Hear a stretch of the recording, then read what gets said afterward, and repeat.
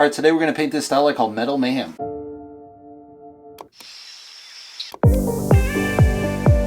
All right, the question of the day is, who is the artist JR? All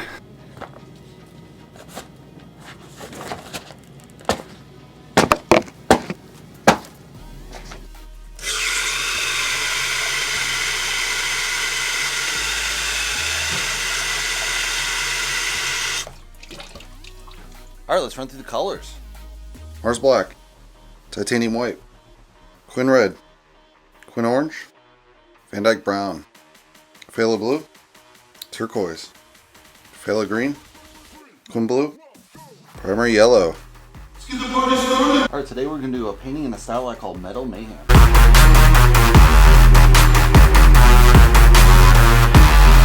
All right, we just got in our initial layers with that nice blue, and then we added that kind of lime green, so it was mostly primary yellow with a touch of turquoise to give it a little bit of that green pop, and we'll see where we go from there. I think we're going to use oranges in this layer and kind of probably finish up with just the next layer, but we'll see how it goes, and wish me luck.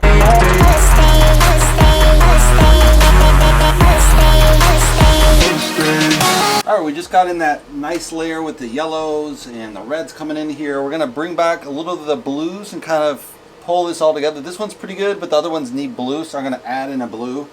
And maybe this lime green I'll bring back as well.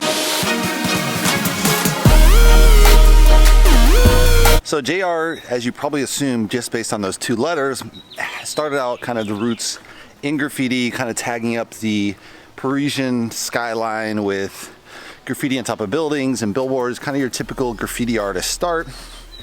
And then at some point he kind of got in more and more trouble, obviously, and he switched to doing kind of street art.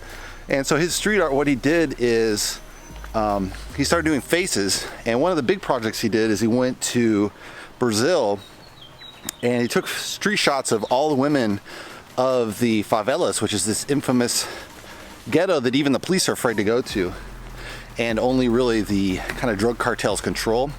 And so he took pictures of these women, and then he painted over the whole skyline of the favelas and really made it really beautiful. The ironic thing is, you know, they filmed it and everything, but even the newscasters were afraid to go up there and film on site. So it was only his own film crew was the only one that filmed up there, because obviously you had to get the permission of the cartels that controlled the streets there. Another famous project he worked on was recently, he did kind of one at the border, because, you know, obviously Trump has built this huge border wall, reinforced it with these high walls. And so he kind of wanted to show the connection between migrants that, you know, travel between Central America all the way to the US. Obviously there's other countries that come into the US, but that's kind of the big major flow. And so he did a project where he did a mural across the border on both sides of the border, and artists could paint on both sides and kind of show that, you know, this is just one people, and this line in the ground that people protect is kind of an imaginary line in people's minds that governments have made up, but doesn't really reflect the reality of the people living there. And more recently, I think he did a project in the Louvre. He did kind of a digging scene, excavatory on top of the Louvre, kind of the main plaza there where you have the triangle, and he has it kind of shot in there.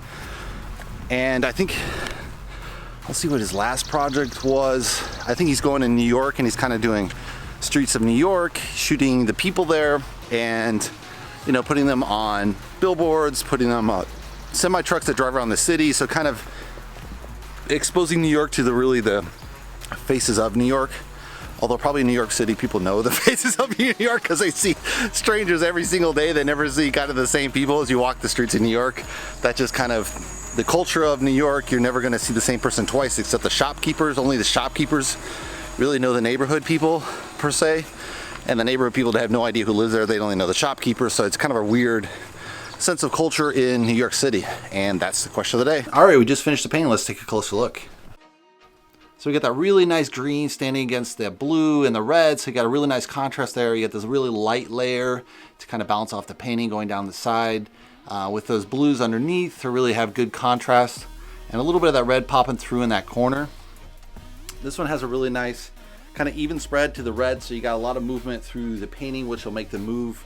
Your eyes kind of adjust to that triangle. We got the greens kind of touching each other off, really nice lime green in one of the corners, a little bit lime green blue on one of the colors. So got blue spread pretty evenly. A lot of good blends going on in this painting.